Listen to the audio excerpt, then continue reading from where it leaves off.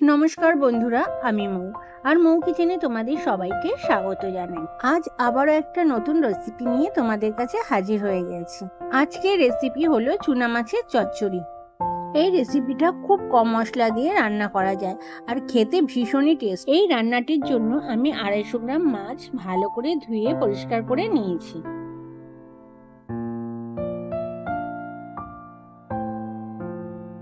এবার ওই মাছের মধ্যে আমি দিয়ে দেব সামান্য লবণ আর দিয়ে দেব হলুদ গুঁড়ো। লবণ আর হলুদ দিয়ে মাছগুলোকে আমি খুব ভালোভাবে মাখিয়ে নেব। বর্তমানে এখন আমরা সবাই নিজের নিজের কাজে বড্ড ব্যস্ত থাকি, তাই চুনো মাছ কেটে ধুয়ে রান্না করতে আমরা বিশেষ একটা সময় পাই না। এবার মাছগুলো ভাজার জন্য কড়াইতে দিয়ে দেবো পর্যাপ্ত পরিমাণে তেল। তেলটা আমার গরম হয়ে গেছে, এবার ওই তেলে মাছগুলো আমি দিয়ে দেবো। তবে চুনো মাছ চচ্চড়ি করার সময় মাছগুলো খুব কড়াভাবে ভেজে নেওয়ার কোনো প্রয়োজন নেই, সামান্য একটু সাঁতলে তুলে নিলেও যথেষ্ট। গরম গরম ভাতের সঙ্গে এই চুনা মাছের চচ্চড়ি থাকলে আর অন্য কোনো পদের দরকারই হয় না।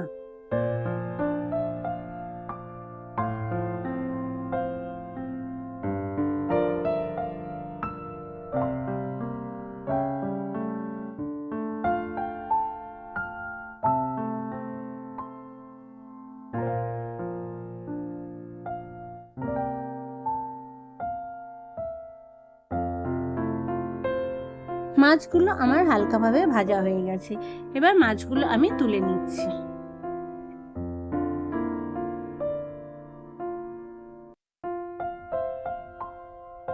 মাছ ভাজার পরে কড়াইতে যে অবশিষ্ট তেল রয়েছে সেই তেলের মধ্যে দিয়ে দেবো আমি একটা বড় সাইজের পেঁয়াজ কুচি, দিয়ে দেবো চেরা কাঁচা লঙ্কা আর সামান্য লবণ। লবণটা দেওয়াতে পেঁয়াজটা খুব তাড়াতাড়ি নরম হয়ে যাবে।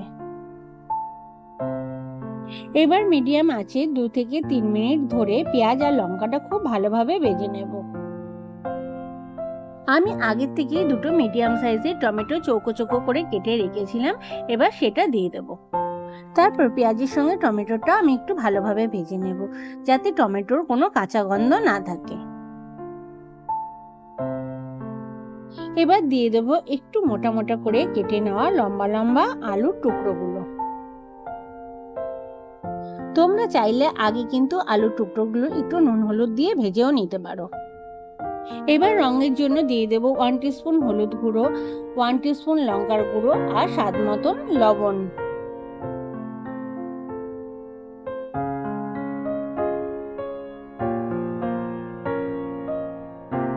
এবার সমস্ত মশলা আমি খুব ভালোভাবে কষিয়ে নেব।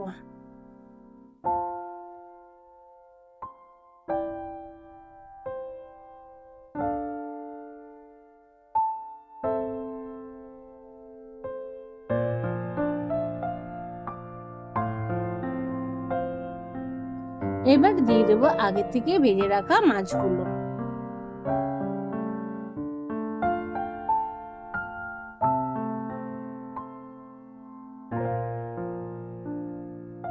আর একটু কষিয়ে নিয়ে দিয়ে দেব খুব সামান্য পরিমাণে জল। আমি যেহেতু চুনা মাছের চচ্চড়ি রান্না করছি, তাই এখানে বেশি জলের প্রয়োজন নেই।